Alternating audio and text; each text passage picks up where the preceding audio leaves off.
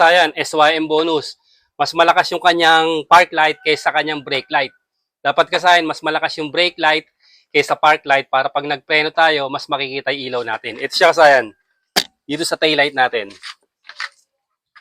Ito siya ba? Pagka nakapatay, yung makina, pag nag-brake tayo, okay. Kitang-kita yung brake natin. Ngayon kasayan, pag nakabukas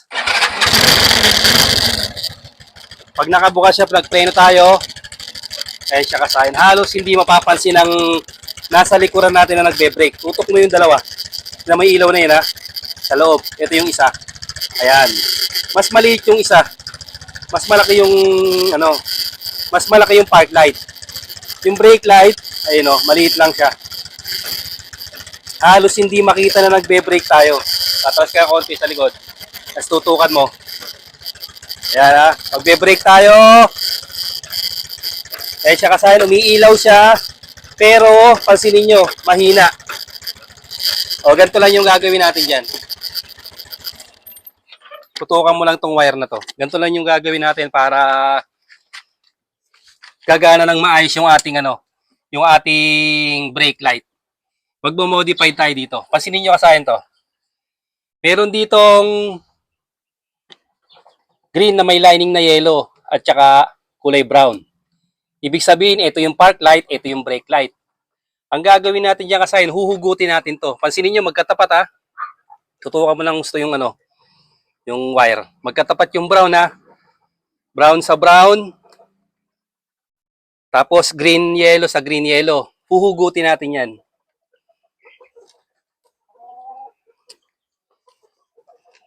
Gamit lang tayo ng katulad ditong test light o kahit anong matulis na bagay na pantusok nyo ha.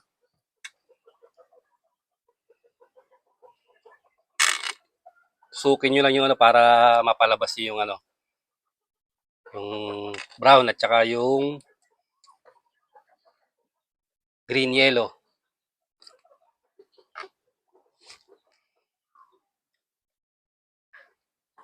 Kailangan matusok nyo yung pinaka niya, yung pinaka kuntil niya para lumabas siya.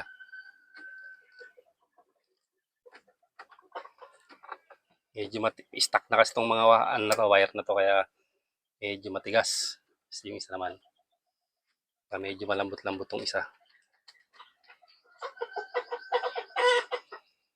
Kailangan kasi matutulak yun para lumubog, mahihila na natin kagad. Yan, tulad yan. Pagkahila natin, balik natin uli yung lumubog, kailangan natin siyang iangat para hindi siya lumuwag. Mag-lock din siya. Yan, angatin natin to tapos yung brown naman, tulak-tulak nyo lang pag di makuha-kuha. Tulak-tulak nyo siya para pagka diniin natin na natamaan yung pinaka niya, kulusot din yan. Konting tiyaga lang dito sa pagtusok dito.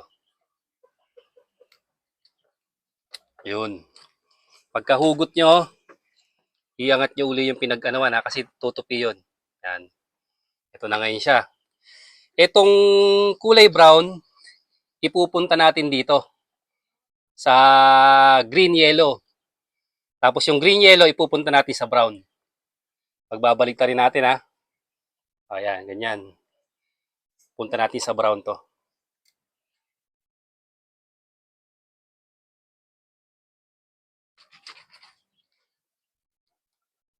Tapos, kailangan di siya mahugot Ibig sabihin, lumak na siya.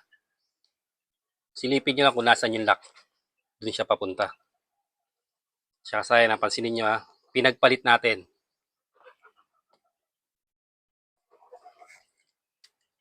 Kailangan mag-lock siya. Pag hinila nyo, hindi siya mabubunot. Ibig sabihin, na-lock na.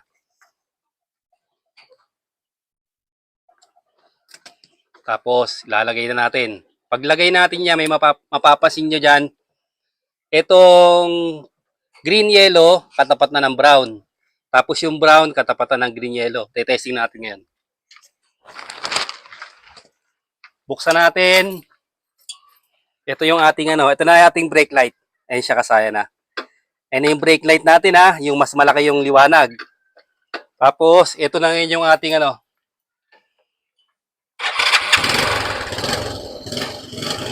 Ito na ngayon yung ating park light.